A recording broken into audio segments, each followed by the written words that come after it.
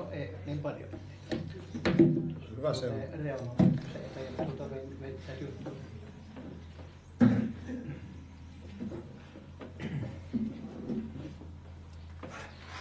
Joo, Jumalan armoa ja rauhaa teille jokaiselle ja terveisiä Valkealasta.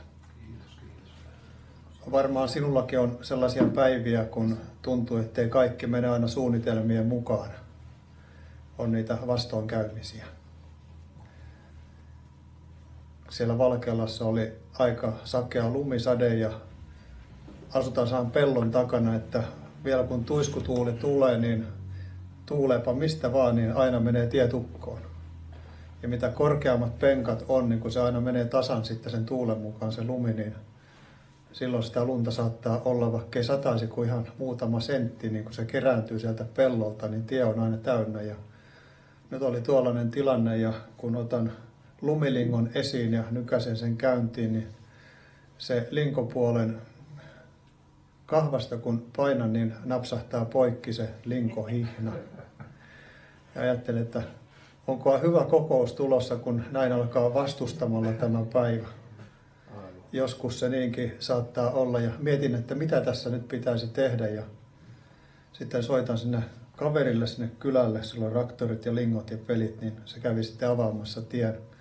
Mutta kuitenkin tänä aamuna, kun oli tuullut kaiken yötä, niin se tie oli taas tukossa. Ja laitoin ketjut sitten Toyotaan ja sitten pääsin tulemaan vähän niin kuin noiden ketjujen avulla mäen päälle ja siellä sitten otin ketjut pois, ettei tarvitse koko matkaa ketjujen kanssa ajalla. Lähdin hyvissä ajoin 6 maissa vähän ennen 6 ajelemaan ja niin kuin aina näille pyhille matkoille, niin vaimoni Pirjon siunaavien käsien alta. Siitä on hyvä lähteä. Kun oma puoliso toivottaa siunausta matkaan ja hän siunasi teidät jokaisen, olette siunattuja ihmisiä. Ja itse ajattelin tänne ajellessani sitä, että kumpa Jumala siunaisi sinua niin, että tämä kokoushetki, missä me ollaan elävää Jumalaa palvelemassa, voisi koskettaa sinun henkeäsi, sinun sieluasi ja sinun fyysistä olemustasi niin, että voisit kokea sellaisen pienen taivashetken. Niin kuin me tiedetään, niin tämä uskovaisen ihmisen elämä ei ole läheskään aina sitä auringonpaistetta ja kiitos kujalla kulkemista. Me kuljetaan monien vastustuksen ja ahdistuksien keskellä.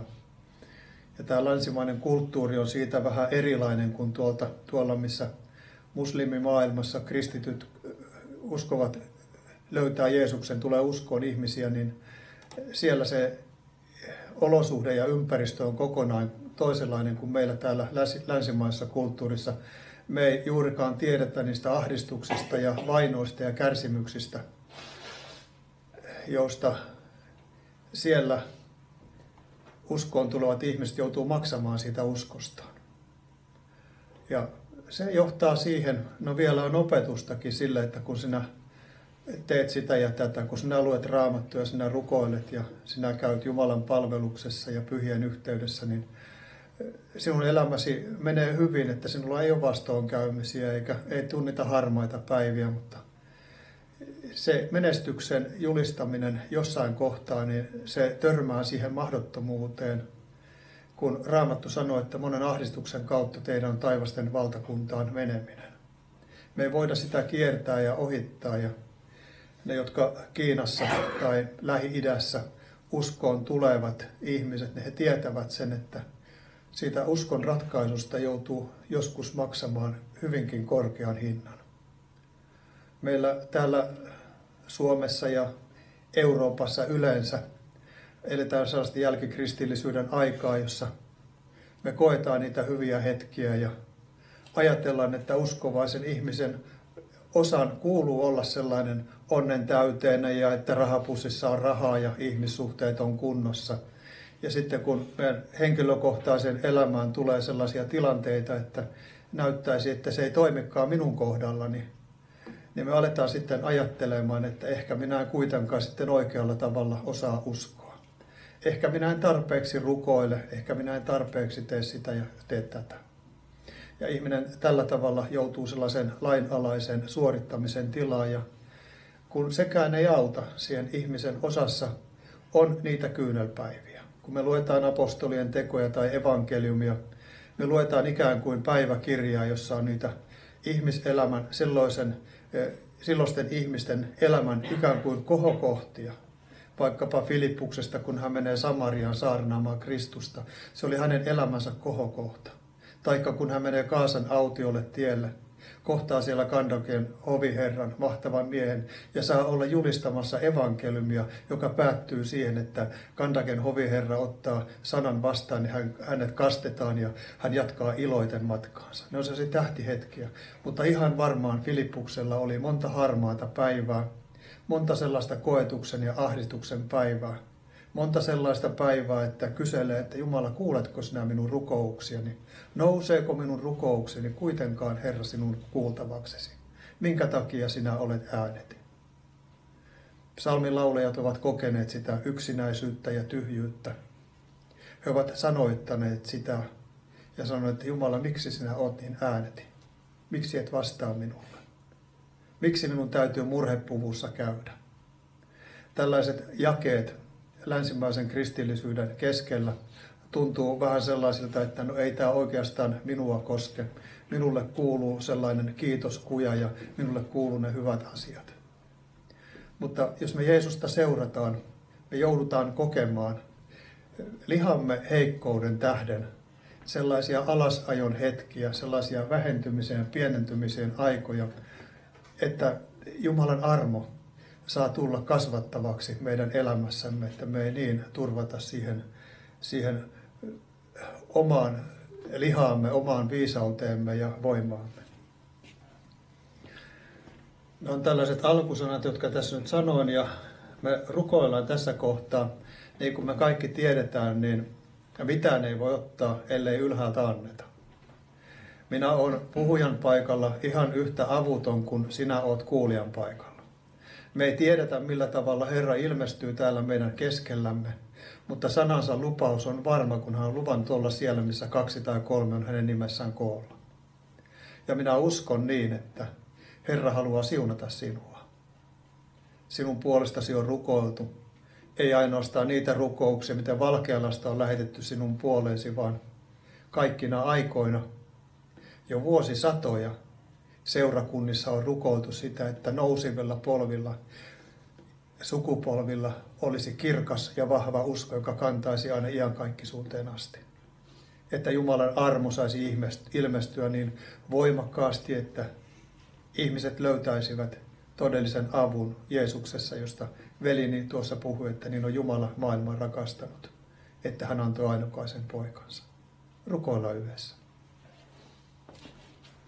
Kiitos, rakas taivaallinen Isä, siitä, että sinun rakkaan poikasi Jeesuksen nimessä me saamme siunata toinen toisemme ja toivottaa sinut tähän hetkeen, tähän Jumalan palvelukseen.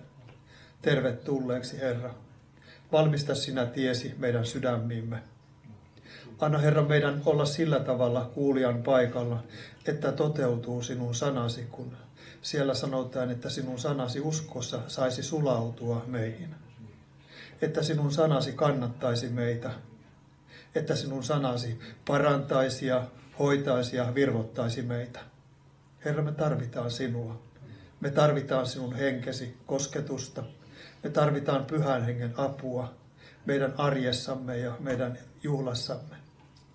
Ja kiitos Jeesus, että saan puhujan paikalta rukoilla sitä, että sinä annat ne sanat, jotka tähän kokoustilanteeseen tulee sanoa sinun maailmastasi. Että sinä siunaat ja virvoitat. Ihan vaikka niin pitkälle asti, että toteutuu, kun siellä sanotaan silläkin tavalla, että joka muita virvoittaa, niin se itsekin siitä kostuu. Näin, Herra, me jätämme toinen toisemme sinun käsittämättömän suuren ja ihmeellisen armosi alle ja varaan. Ja kiitetään siitä, mitä sinä teet täällä meidän keskellämme. Jos sinulla on vatsan alueella ongelmia suolistossa syömisen ja juomisen kanssa, että sinä et jotain asiaa voi sinun elimistösi ei hyväksy, niin rukoillaan nyt tässä hetki aikaa. Koen, että haluan siunata sinua ruoan alueella ja ruoansulatuksen alueella. Herra, kiitos siitä, että sinä näet nämä ystävät ja olet voimallinen koskettamaan ja kohtaamaan, kun monta kertaa menee koneisto rikki ja järjestelmä ei toimi niin kuin toimia pitää, mutta sinä voit palauttaa ne alkuperäiset asetukset.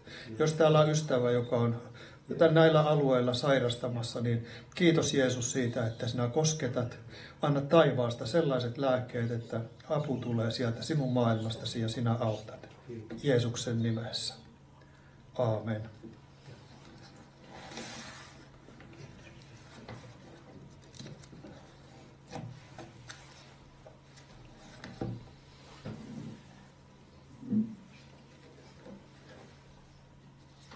Silloin kun ihminen on nuori, häntä tuskin koskettaa se elämän rajallisuus ja se, että tulee ikää lisää ja vanhenemista tapahtuu.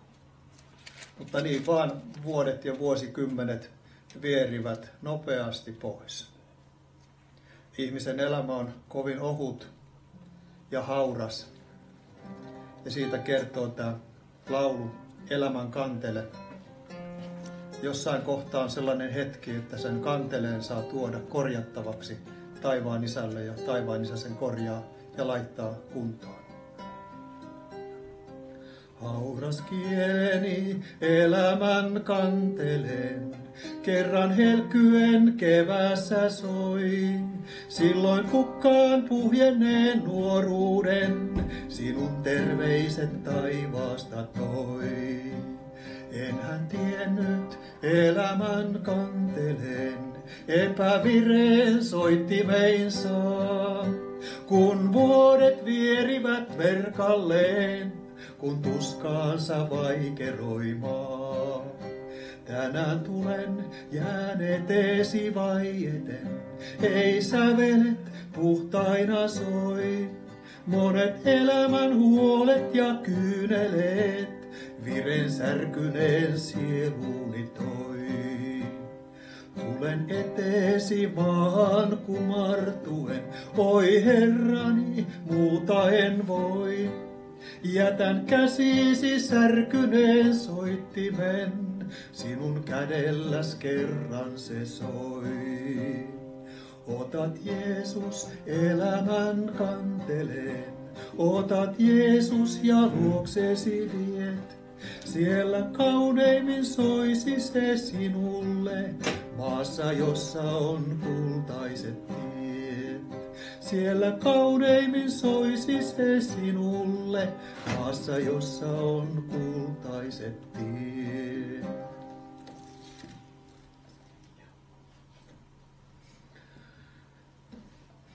Niin kuin tuossa edellä sanoin, niin me kuljetetaan joskus hyvinkin raskaita taakkoja. Jollekin se taakka saattaa olla sen oman rakkaan sairastaminen tai kuolema.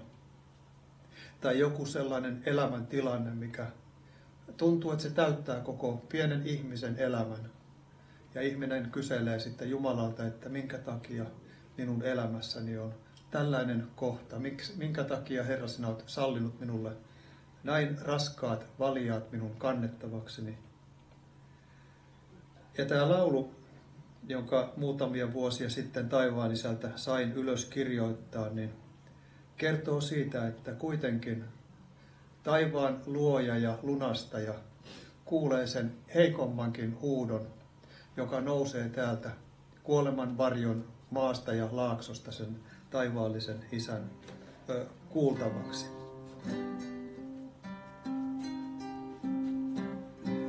Raskaan taakan alla huokaa sydän vielä, kuorman paino kulkijalla, kyynel korpitiellä. Anna Jeesus voimastasi, voimaa taakan kantajaan, että sinun armostasi ahdas vaihtuu avaraan. Vaikka täällä polku johtaa laakson pohjaan pimeään, missä tuska kipu kohtaa. Yöhön huudan nimeään, taivaan luoja lunastaja, kuulee huudon yöstä maan. Herra sielun vapahtaja, lohdun antaa haavoissaan. Siksi kiitän, siksi laulan, kunniasta kuninkaan, risti poisti ansapaulan, vapaa olen kulkemaan. Kiitos Jeesus, voiman annat, valon yöhön synkkään saan, sylissäs mua kotiin kannat, kotirantaan taivaan maan.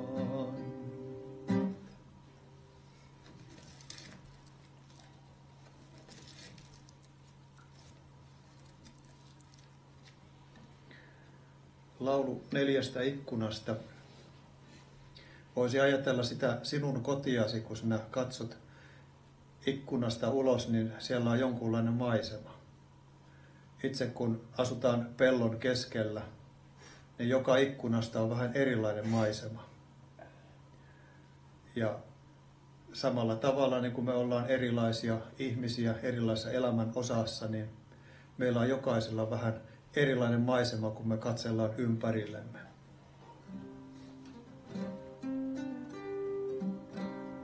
Katson ikkunasta, näen linnun pienoisen. Luokse lintulaudan ruokaa etsien, ja sille ruokapöydän luoja tiesi sen. Onhan hänen kädessään myös pikkulintunen.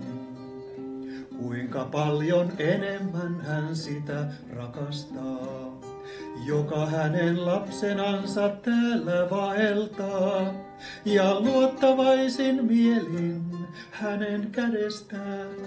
Paikka valmistettuna on hänen pöydässään.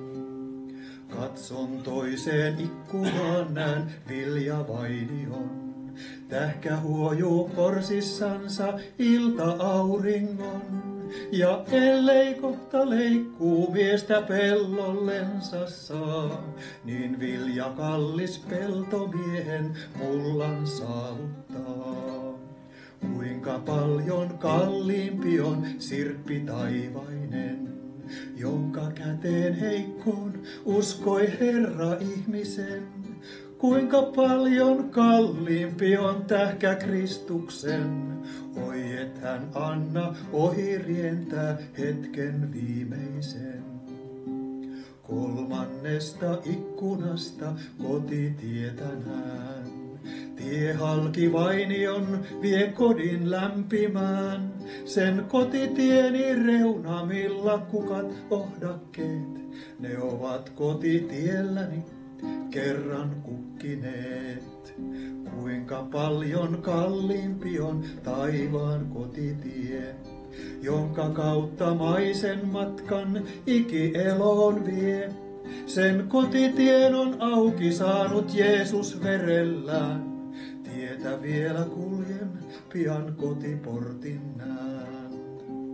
Neljännestä ikkunasta yli pihamaan, takaa pellon pienoisen mä talon nähdä saan. Se kertoo, ettei täällä yksin kulje ihminen, vaan kulkee kanssa kaltaistensa elon hetkisen. Kuinka kallis käsky onkaan käsky rakastaa, kuinka kallis aarre on sydän omistaa, johon mahtuu ystävät myös kylän varjoisen, että näkyis ihmisessä kuva Kristuksen. Jos löydän täältä vaimoni Pirjon laulun, tuossahan se onkin. Kertoo siitä, kun ihminen polvistuu Jumalan eteen ja turvaa Jeesuksen vereen. Kaikkien taistelujen keskellä se on kaikkein paras paikka, vaikka vihollinen sanoo, että ei sinun kannata ja lopeta tuollainen, niin silloin kannattaa paeta Jeesuksen luokse ja huutaa häntä avuksi. Hän kuulee ja hän auttaa. hiljaa eteesi polvistun. Oi Herrani mun, oi Herrani mun. Näet hän sieluni ahdistetun. Oi Herrani mun, oi Herrani mun. Veresi voimaan turvaudun, sidothan haavat haavoitetun. Oi Herrani mun, oi Herrani mun. Kaiken mä jätän käsisi sun, oi Herrani mun, oi Herrani mun. Kiitosta laulu soi pelastetun, oi Herrani mun, oi Herrani mun. Veresi voimaan turvaudun, sidothan haavat haavoitetun, oi Herrani mun, oi Herrani mun. Ja matkalla elämän taistelun, oi Herrani mun, oi Herrani mun. Saan sinulta voiman siunatun, oi Herrani mun, oi Herrani mun. Veresi voimaan turvaudun, sidothan haavat haavoitetun, oi Herrani mun, oi Herrani mun. Veresi voimaan turvaudun, sidothan haavat haavoitetun, oi Herrani mun, oi Herrani mun.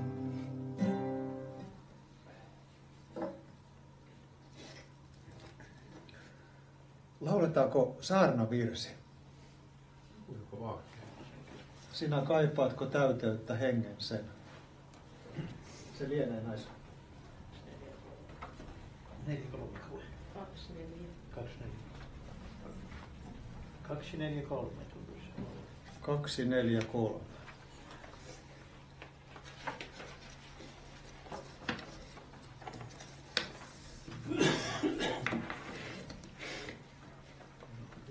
Monta päivää ollut mielessä, että tässä kohtaa sanon, että lauletaan saarnavirsi, sinä kaipaatko täyteyttä hengensä. En tiedä minkä takia, mutta jospa Jumala näiden laulun sanojen kautta koskettaisi sinun kaipaustasi niin elämänveden virtoihin. Täytyy sanoa tässä vaiheessa, että tässä rukkousta. Joo. Sinä kaipaatko täyteyttä hengen sen, joka tulvailee uskosta lupausten, joka vuotavi kädestä mestarin tyhjän tyhjiin sieluihin. Tämä siunaus armona annetaan, omat ansiot turhuutta roskaa on vaan. Kiinnä katseesi vuoreen voittoisaan, pyhän Golgatan kukkulaan. Yhden voit sinä tehdä ainoastaan, olla mestarin edessä polvillaan. Kierrä alttarin sarviin kätesi nuo, pyydä avaa jo virran huo.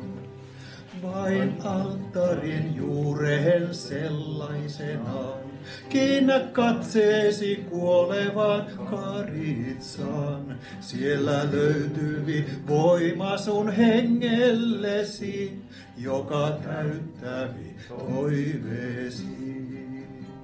Kerro Herralle voimasi heikkous, hälle syömesi suuri saastaisuus. Muista heikkojen voimana Kristus on, hän on auttaja verraton.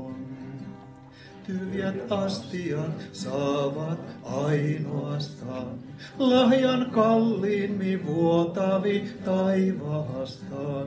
Nardusöljyhän haavoihin lääkkeen tuo, sielu lähteestä vettä juo. Hengen virta niin hiljaa aukeavi, veren voima jo huuhtoa puhdistavi. Kädet rakkaat arpia kantavat, yli vuotaen siunaavat.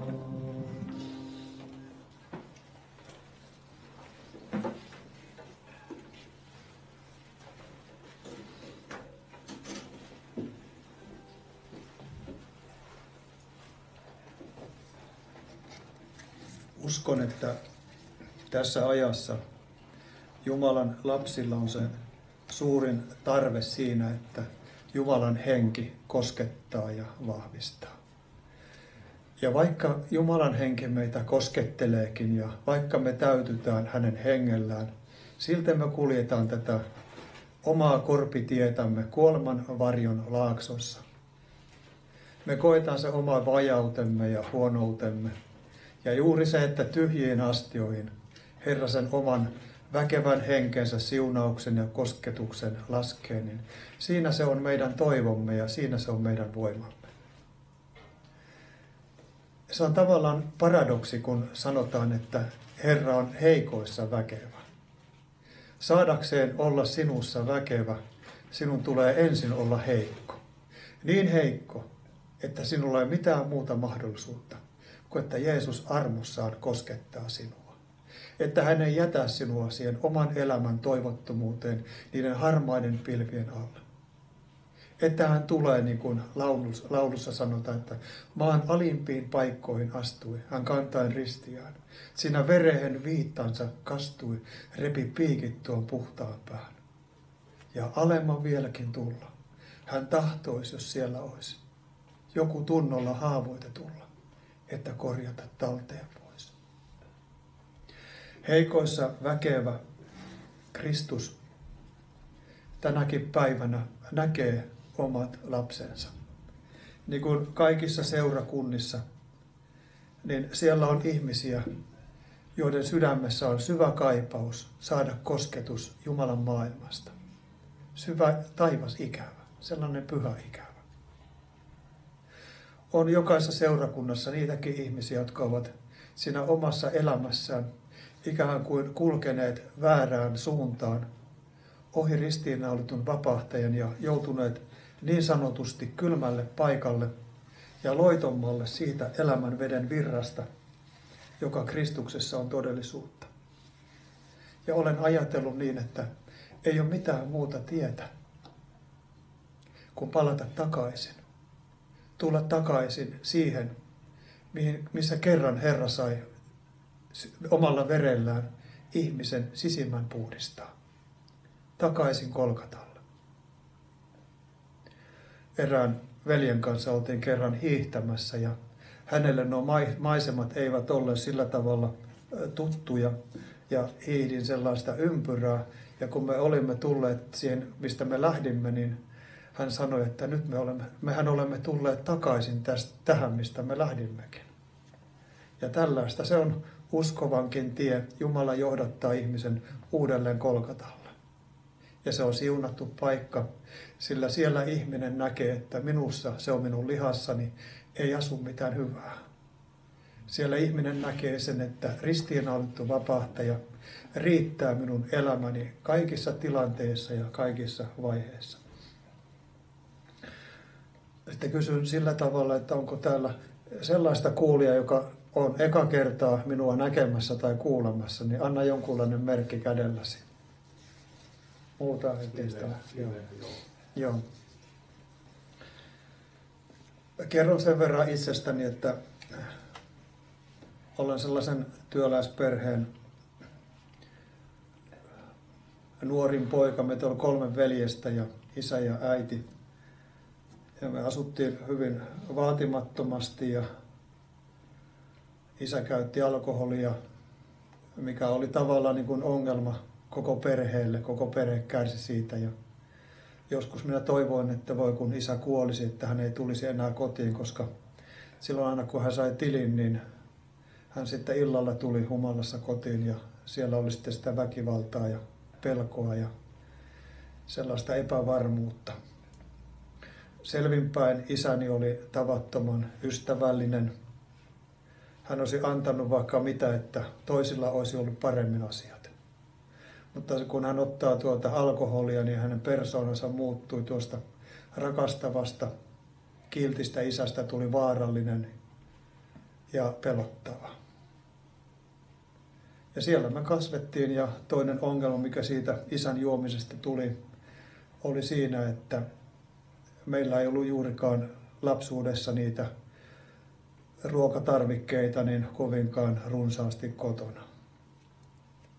Jouduttiin olemaan aika sillä tavalla, niin kuin sanotaan, laihalla ravinnolla. Ja joskus sitten, kun Kouvolan lähellä oltiin, niin muistan, kun lapsena ollessani, niin äiti vei meitä sitten kaatopaikalle ja sieltä etsittiin sitten sitä jokapäiväistä ruokaa. Lapsen maailmassa silloin se tuntui aivan normaalilta, koska paremmasta ei tiennyt mitään, mutta näin jälkeenpäin ajattelen, että jos olot olisivat tänä päivänä samat, niin meidät olisi huostaan otettu. Nyt saatiin kuitenkin kasvaa ja äiti oli tavattoman rakkaudellinen, hän hoiti ja käytti paljon aikaa siihen, että pystyi meitä 3 poikaa kasvattamaan isommaksi. Ja sitten kun olen siinä 12-13 vuoden vanha, niin tulee sellainen tilanne, että isä tulee huoneeseen, jossa me ollaan, niin pienoskiväärin kanssa ja painaa pienoskiväärin suuhunsa ja painaa liipasimesta. Ja vaikka äiti yrittää vähän niin kuin tulla siihen väliin ja kääntää sitä asetta pois, niin tuo laukaus lähtee siitä piipusta ja isä kaatuu siihen meidän jalkojen eteen verilammikkoon. Se oli sellainen kerta, kun ensimmäisiä kertoja oikein sydämestäni rukoilin, kun ajoin. Siihen aikaan ei ollut kännyköitä eikä meillä ollut puhelinta. Mutta ajoin sinne 0,5 kilometrin päähän puhelinkioskille ja puristin ohjauspyörää, kun pyörän kanssa meni ja rukoilin sitä, että Jumala, älä anna isän kuolla. Kuitenkin sellainen rukous nousi minun edestäni, sisältäni, vaikka isä ei mikään malli-isä silloin ollutkaan kaikkina aikoina. Ja Jumala kuuli pienen pojan rukouksen. Tuo pienoskiväärin panos koteloitui isän päähän muutaman millimetrin päähän aivoista ja isä kuntoutui ihan täydellisesti, että hän oli vielä 20 vuotta työelämässä. Se oli minun ensimmäisiä rukouksiani. Kun tuomio sunnuntaina sitten 30 ikäisenä olin kulkenut oman tieni, ajattelin, että minä en koskaan mene tuota tietä, mitä isä meni. Minä en koskaan ota ensimmäistäkään ryyppää, minä en opettele polttamaan tupakkaa. Minä haluan elää kunnollisen elämän. Mutta niin siinä vaan kävi, että ne isän jäljet löytyivät minun edestäni ja jopa niin pitkälle, että olin muutaman kerran Konnunsuon vankilassa sillä huonommalla puolella ja omien valintojeni seurauksena, sen väärien valintojen seurauksena. Ja sieltä joskus Konnunsuon vankilan kaltereiden takaa katselin sitä maailmaa ja minä itkin siellä, kun näin ne linnut, mitkä tulee siihen kalterien toiselle puolelle, ikkunan toiselle puolelle, ne lentää vapaudessa, mutta minä olen vanki. Ja siellä kävi vankilassa aika ajoin, niin kun taitaa tänäkin päivänä vielä käydä eri seurakuntien vierailijoita, vankilalähettejä, evankelistoja, lauluryhmiä. Ja menin sitten vankilan kirkkoon, Konnun kirkkoon, ja sillä kertaa siellä sattui olemaan Vapaakirkon nuoret lauluryhmä. He lauloivat ja todistivat Jeesuksesta. Ja minä tiesin omassa sisimmässäni, että tuo on sitä elämää, mitä minä olisin toivonut ja halunnut elää. Ja kun kuuntelen heidän laulujaan, he laulavat siipirikkoista linnusta. Siipirikko poloinen, sä usko Jeesukseen. Hän voi muuttaa kaiken ennalleen. Jos vain tunnustat sä syntis, Herra armahtaa ja synnin paula silloin katkeaa. Sun elämäsi suruinen uuden suunnan saa, synnin orja entinen nyt kiittää Jumalaa. Ja nuo sanat menivät syvälle minun sisimpääni, vaikka en uskaltanut sillä kertaa sitä uskon ratkaisua tehdä, niin sisimmässäni minä tiesin, että nuo tietää, mistä ne puhuu, nuo tietää, mistä ne todistaa ja laulaa lauluissa. Ja sitten tulee tuomio sunnuntai, kun olen sellaisessa kaljakapakassa puoleen väliin kaljapullo juotuna ja olen niin tyhjä, niin rikkinäinen sisältäni, että ymmärrän, että nyt on tämä minun elämäni polku kuljettu loppuun. Ellei Jumalaa ole olemassa, minä en pysty elämään enää tämän pidemmälle. Ja minä tein sellaisen ratkaisun ja päätöksen omassa sisimmässäni, että vaikka minun veljeni suhtautuisivat vanhempani millä tavalla, niin minä menen kotiini. Minä polvistun siellä ja rukoilen Jumalaa, jos Jumala ilmestyisi ja auttaisi minua. Ja niin minä lähden nousemaan sieltä kellarikapakasta ja aina kun mä lähestyn sitä maan pintaa, niin joku siellä minun sisälläni on sellainen ajatus, että minun ei tarvitse enää mennä takaisin tuonne, mistä nyt lähdin. Ja kun pääsen kotiin, niin polvistun sinne Jumalan kasvojen eteen ja rukoilen, että Jeesus, jos sinä olet olemassa, anna minulle minun syntini anteeksi. Ota minun elämäni. Ja siinä pienessä hetkessä, jonka Jumala oli valmistanut, sain kokea, miten painot otettiin pois. Miten sain syntini anteeksi. Miten sain kokea uudesti syntymisen. Silloin kun vankilaan menin toisen kerran, niin kun sieltä lähdin, niin vanginvartija sanoi minun jälkeeni, että ei kahta ilman kolmatta. Hän tarkoitti, niin kuin yleensä se vankilakierre jatkuu, että vielä tulee takaisin tulon aika ja toteutui sillä tavalla, että pääsin sitten vankilaryhmään mukaan ja laulamaan ja todistamaan vankilassa. Ja se oli valtavan hieno juttu, kun tavallaan palautui se, mitä sisimmässään ajattelin, että tuo juuri sitä oikeaa elämää, Jumalan lapsen elämää, kertoa siitä, mitä Jeesus on tehnyt ristinpuun päällä.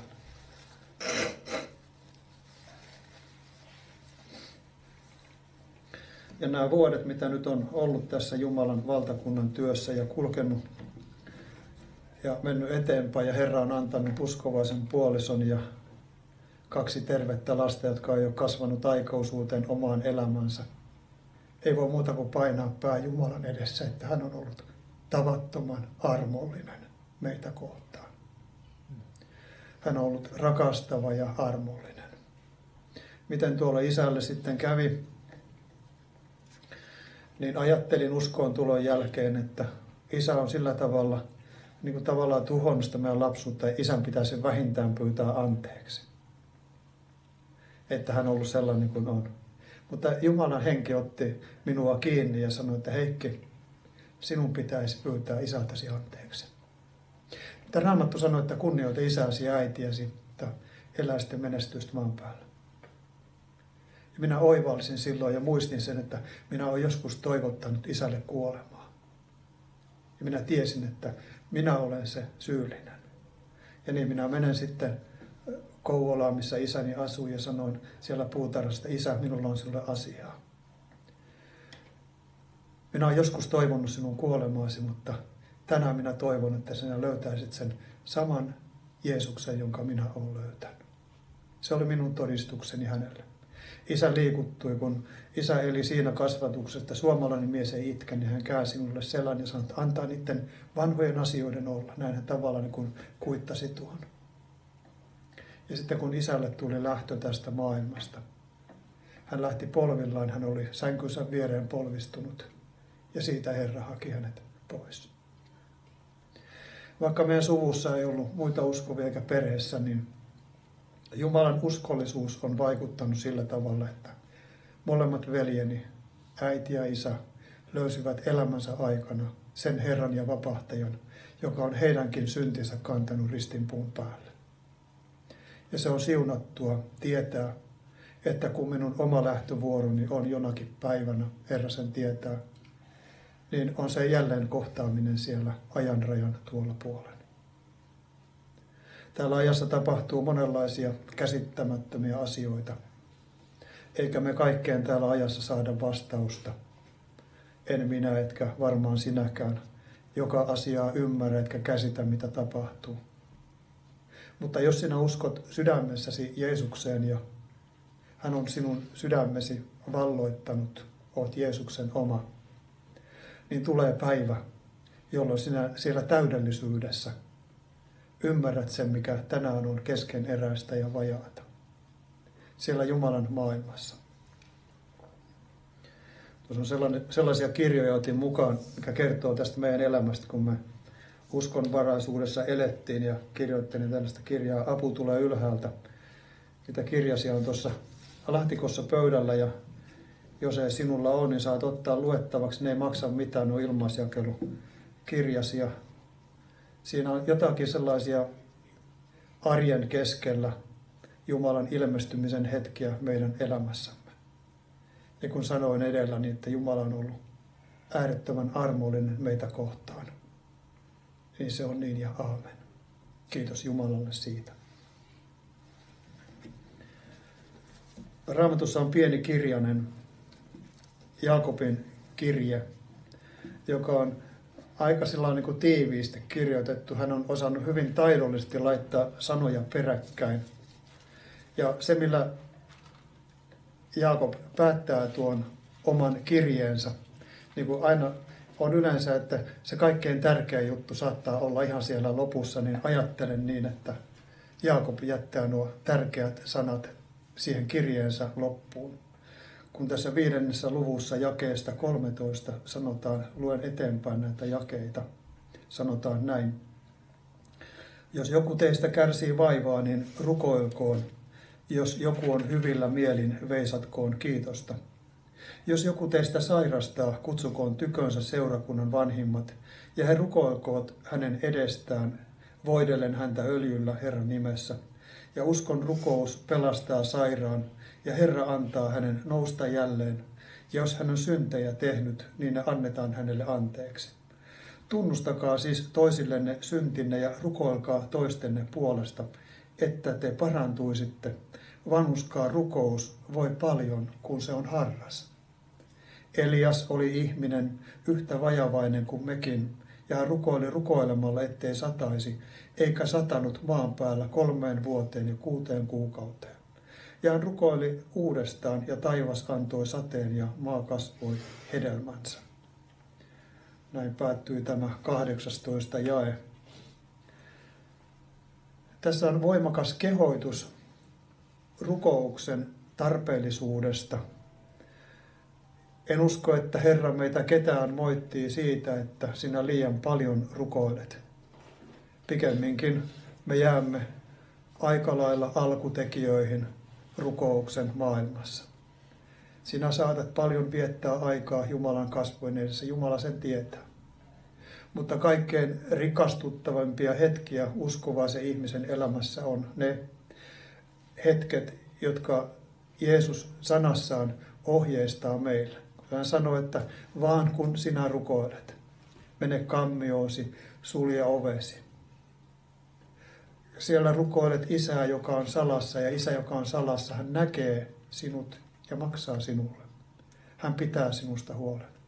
Nuo kahdenkeskiset kohtaamiset Jumalan kanssa, ne on kallisarvoisempia laatuhetkiä, mitä voit täällä ajassa kokea Jumalan läheisyyttä. Ja vaikka sinä et kokisi siellä niin kuin fyysisessä olemuksessa Jumalan pyhyyttä ja läheisyyttä, niin hän on kuitenkin yhtä todellinen silloin, kun sinä koet hänen parantavan, hänen siunaavan elämän virtansa omassa olemuksessasi. Jumala voi koskettaa meitä sillä tavalla, että me ei tunnetakaan. Jumala voi parantaa meitä sillä tavalla, että me ei välttämättä itse huomata sitä parantumisen hetkeä. Mutta jälkeenpäin, vaikka seuraavana päivänä, kun huomataan, että hei, tämä käsi, mikä minulla on kipeä, niin nythän se toimii jo, eihän siinä enää olekaan mitään vikaa. Ja joskus Herra koskettaa sillä tavalla, niin kuin monet ovat todistaneet, että sellainen lämmin virta kulkee ihmisen lävitse ja hän kokee siinä sen Jumalan hengen todellisuuden, parantavan läheisyyden.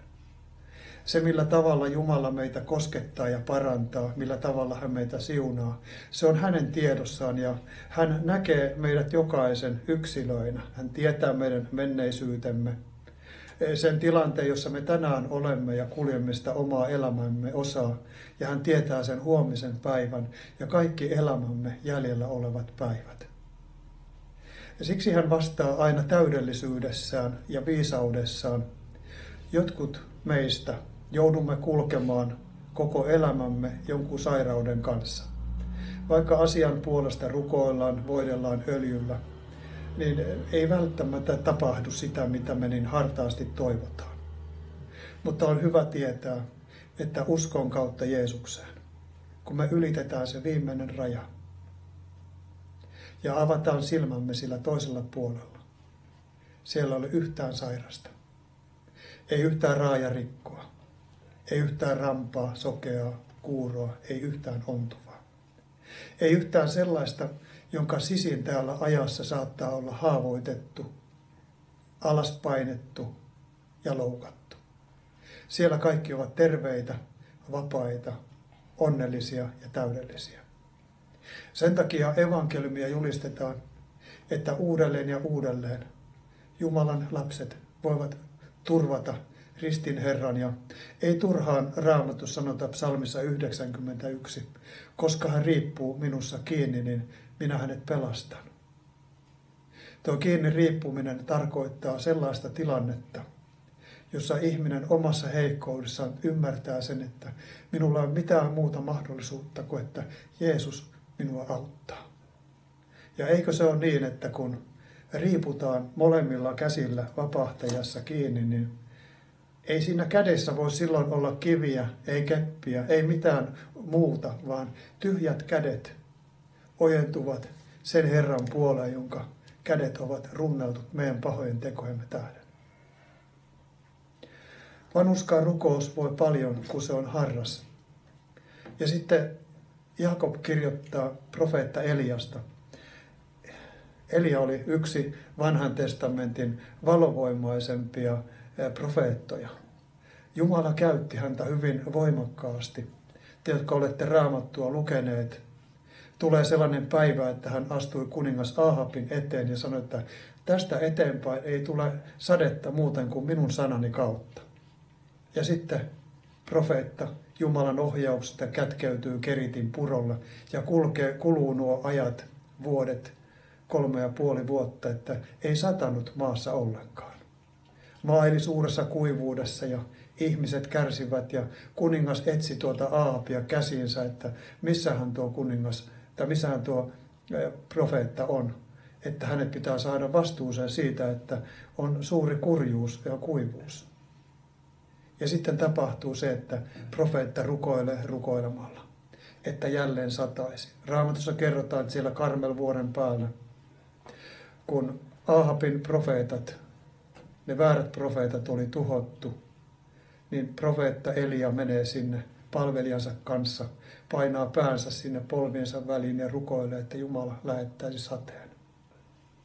Hän rukoili rukoilemalla. Hän rukoili tosissaan. Ja Jumala kuuli tuon rukouksen ja täyttyi se, mitä Jumala oli luvannut. Sade tuli, siunattu sade.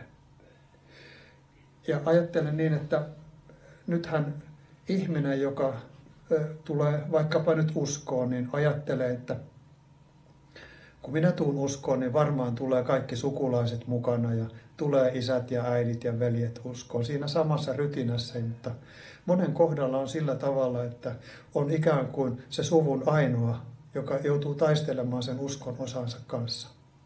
Häntä nauretaan ja pilkataan, niin kuin itsekin omassa elämässäni koin sitä, että sanottiin, että Heikki on mennyt pilalle. Nyt se on mennyt sekaisin. Ennen Heikki oli hyvä, kun se otti viinaa ja meni siellä röntyyli ojan pohjaa pitkin, kävi ja aina se kaikenlaisia juttuja keksi. Mutta nyt kun se raitistui ja lähti seuraamaan Jeesusta, niin se meni pilalle. Ei ollut ymmärrystä ihmisillä.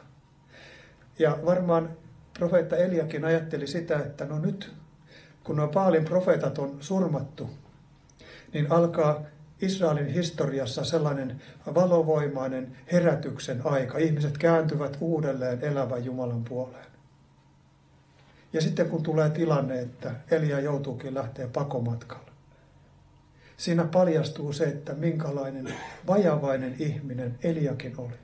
Yhtä vajavainen kuin sinä ja minä. Heikko ihminen. Ihminen, joka tuntee pelkoa, ihminen, joka tuntee syyllisyyttä, ihminen, joka tuntee häpeää. Ihminen, niin kuin Eliakin, oli niin alhaalla siinä omassa uskon osassaan. Nämä on kirjoitettu Raamattuun sen takia, että meille ole maailman aikojen loppukausi on tullut. Me näkisimme, että ihmiset ovat kaikkina aikoina eläneet samanlaisessa ahtaudessa, kun me saatetaan täällä ajassa kohdata. Ja niin hän menee kilsteripensaan juurelle ja toivottaa itselleen kuolemaa.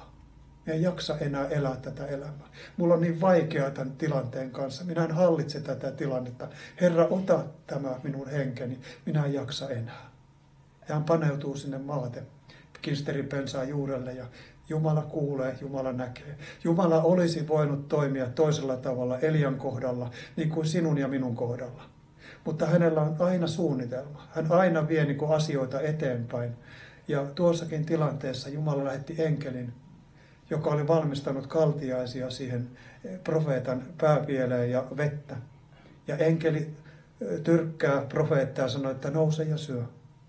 Profeetta syö vähän ja taas hän jatkaa sitä omassa kurjuudessa elämistä, nukkumistaan siinä.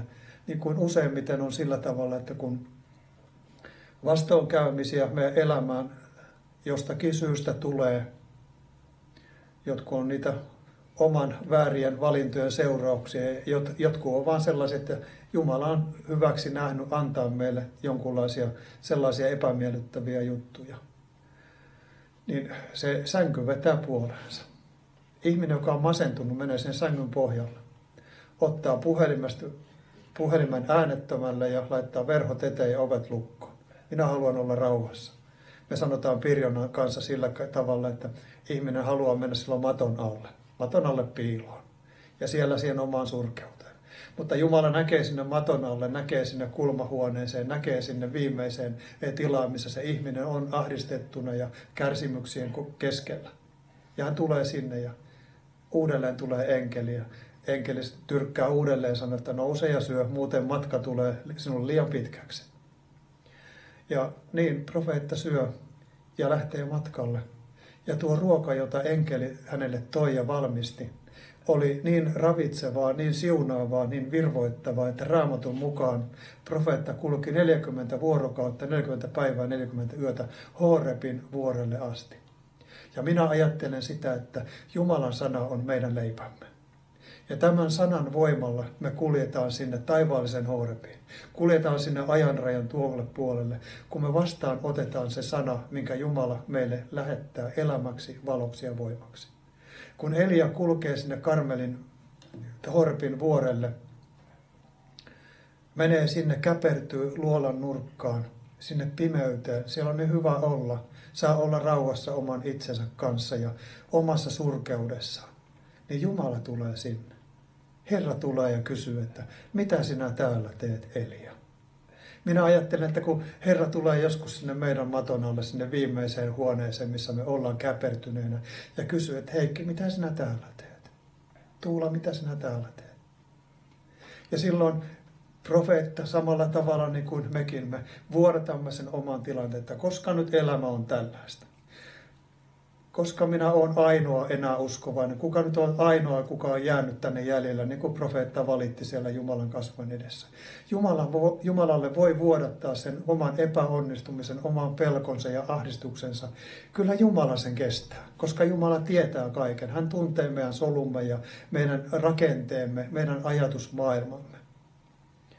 Ja sitten Jumala ilmestyy hiljaisessa tuulen vireessä, kun aikaisemmin oli kulkenut maanjäristystä ja ollut raju ilmaa.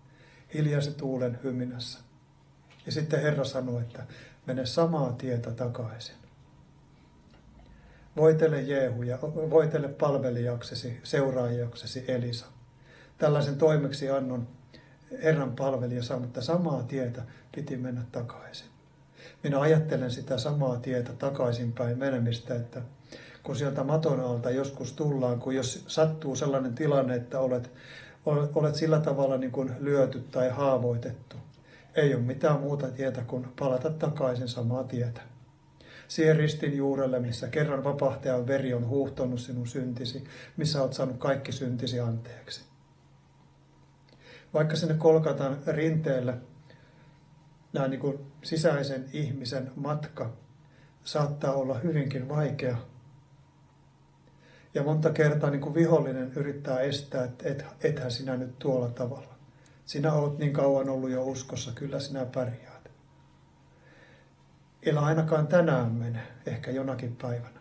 Mutta jos ihminen lähtee lähestymään vapahtajaa, ristiinnaulittua ylösnousutta Herraa, kaiken uhallakin, jopa silläkin uhalla, että mitä ihmiset ajattelevat minusta, jos minä tällaisen ratkaisun ja valinnan teen, minä palaan takaisin. Niin minä ymmärrän niin, että siellä pyhässä kohtaamisessa Golgatan vuorella, missä ihmisen synti ja syyllisyys lasketaan vapahtajan ristin juurelle, missä pyhä veri saa huudella uudelleen ja uudelleen sydämen salatuimpaan saakka, niin sieltä lähtee takaisinpäin onnellisia, autuaita ihmisiä. Sydämessään sellainen todistus, minä olen saanut syntini anteeksi. Se on kaikkein mahtavin todistus, mitä ihmisellä voi täällä ajassa olla. Henkilökohtaisella tasolla ymmärtää, minä olen saanut syntini anteeksi. Laulun tekijä runoilee sillä tavalla, että ei riitä, että kerran sulta sun kasteesi siunatun sain. Minä tarvitsen uutta tuulta, uutta armoa matkallain. Lauluntekijällä on ajatus siinä, että vaikka kerran on tullut ja saanut synnit anteeksi, uudelleen ja uudelleen Jumalan ihminen kulkee Golgatan vuorta ylöspäin. Ja olet varmaan, jos tällaisen kokemuksen ja kun tällaisen kokemuksen omaat siinä omassa elämässäsi, niin eikö ole silloin niin, että ne omat ongelmat, ne ikään kuin sulavat pois. Siellä, missä ristin veri on vuotanut, omat ongelmat supistuu ja kutistuu pois.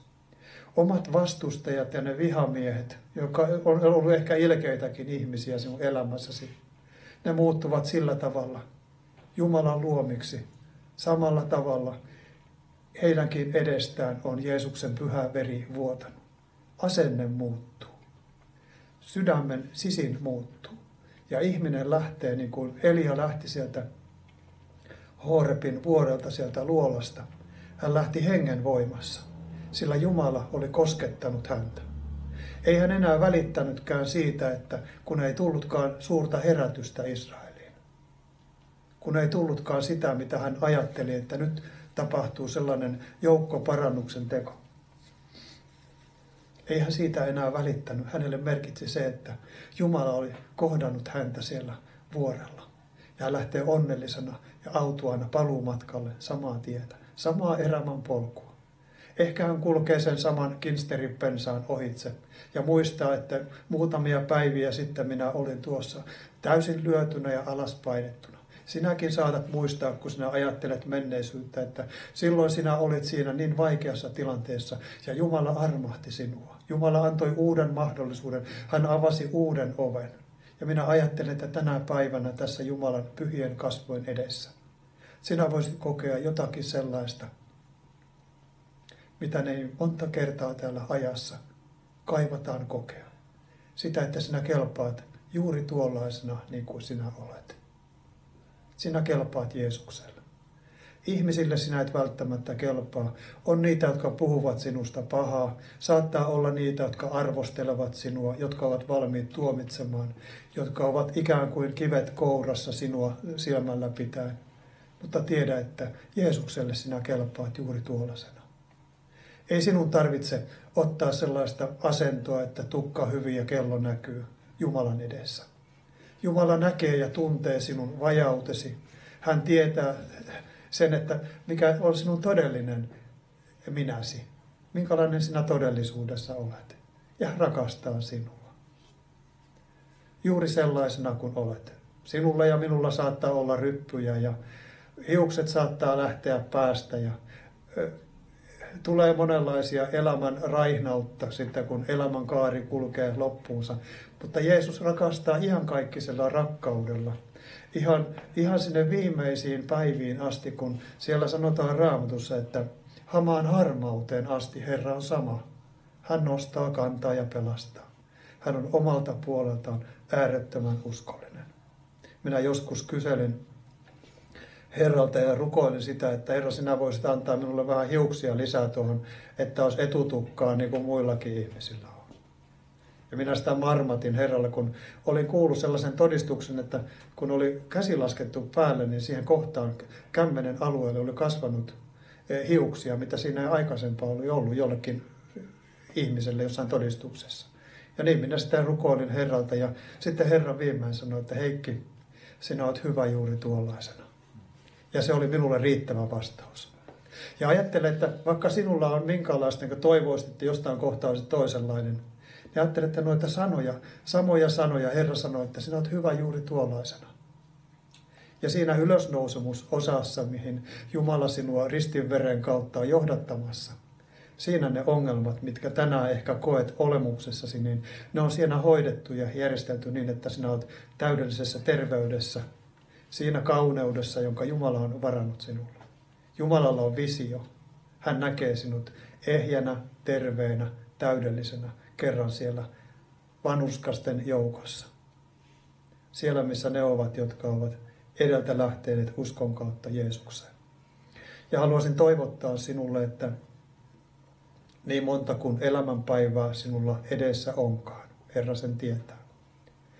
Pidä ainoana turvana vapahtajan kallis veri. Älä luota mihinkään muuhun.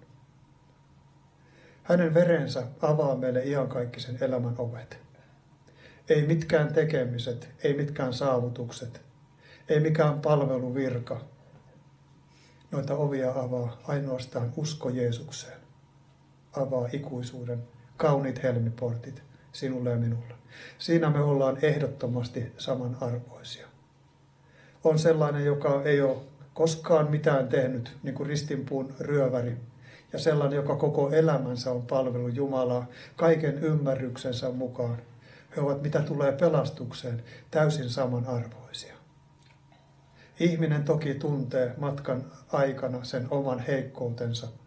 Ja jos rehellisiä ollaan, niin kuin Paavali oli minusta rehellinen, kun hän kirjoittaa omasta elämästään kaikkien luettavaksi vielä vuosituhanten taakse, niin kuin meillekin, että minussa, se on minun lihassani, ei asu mitään hyvää. Niin me voimme Paavalin lailla painaa päämme alas tässä kohtaa ja sanoa, että näin se on minunkin kohdalla, ei minun lihassani mitään hyvää asu. Mutta Herra on antanut minulle kaikki minun syntini anteeksi. Minä saan olla armosta autuas, niin kuin erässä hautakivessä luki, kun kävelin erään kirkkomaan hautausmaalla ja siellä oli sellainen kaareva hautakivi. Ei näkynyt enää nimeä ajan saatossa, nimet olivat kuluneet pois, mutta siinä näkyi vain nuo 2 sanaa, armosta autuas. Ja ajattele ystävä, jos sinut taivaasta luetaan sillä tavalla, että sinä olet armosta autuas. Eikö se ole kaikki se, mitä ihminen voi ikänään toivoa täällä ajassa? Saa olla Jeesuksen oma ja matkalla iankaikkiseen elämään. Me rukoillaan yhdessä. Ja haluan siunata sinua niillä sanoilla, jotka Herra tähän hetkeen antaa. Ja jos sinä koet ja toivot, että sinun elämäsi julistetaan Jeesuksen nimessä ja veressä sinun syntisi anteeksi, sinä voit antaa merkin kädelläsi Herran palvelijana. Minä sen sinulle julistan. Herra näkee siellä, ystävä, sinun käteesi. Kiitos Herra Jeesus siitä, että me saamme pafukotiisemme fatiitestantes. Hokufekuempafantes. Niin Herra, sinä olet antanut tämän hetken, että sinä tulet ja lähestyt meitä vajavaisia ihmisiä. Kiitos Herra Jeesus siitä, että sinä olet laskenut ne naulojen haavoittamat kädet näiden sinun rakkaittesi olemuksen yllä. Kiitos Jeesus siitä, että sinä siunaat sillä siunauksella, joka on sinun maailmastasi katsottu kaikkein parhaimmaksi tähän hetkeen. Kiitos Herra siitä, että muutaman kohdalla sinä kosketat parantavasti. Anna taivaasta sellaisen taivaallisen lääkkeen, taivaallisen avun. Ja tämä ystävä, joka käteensä kohotti, merkkinä siitä, että Jeesus sinun veresi saisi huudella ja puhdistaa. Sinun palvelijasi, Herra, saan sanoa, että veljeni, Jeesuksen Kristuksen, Jumalan pojan, pyhässä veressä, kaikki sinun syntisi on sinulle anteeksi annettu. Isän, pojan ja pyhän hengen nimeen. Ja Herra, sinä näet meidän sydämemme, jos siellä on kaipausta, kokea sitä veren puhdistusta. Niin kiitos Jeesus siitä, että oot voimallinen huuhtelemaan meidät kaikista vääristä ajatuksista ja teoista. Antamaan meille sen sydämen puhtauden, sen vanhurskauden, joka tulee sinun ristisi veren kautta. Herra, siunaa tätä seurakuntaa, siunaa seurakunnan vanhimmistoa. Siunaa, Herra, ja täytä usein nämä tuolit niillä ihmisillä, jotka sinä olet valikoinut kuulemaan sinun sanaasi. Kiitos, Herra Jeesus, siitä, että näiden sinun rakkaittesi elämän yllä saa lukea sinun sanasi kaikkein kauneimman siunauksen, kun sinun sanasi sanoo, Herra, siunatkoon sinua ja varjelkoon sinua. Herra, valistakoon kasvonsa sinulle ja olkoon sinulle armollinen. Herra, kääntäköön kasvonsa sinun puoleesi ja antakoon sinulle rauhan. Isän, pojan ja pyhän hengen nimeen. Ole siunattu. Aamen.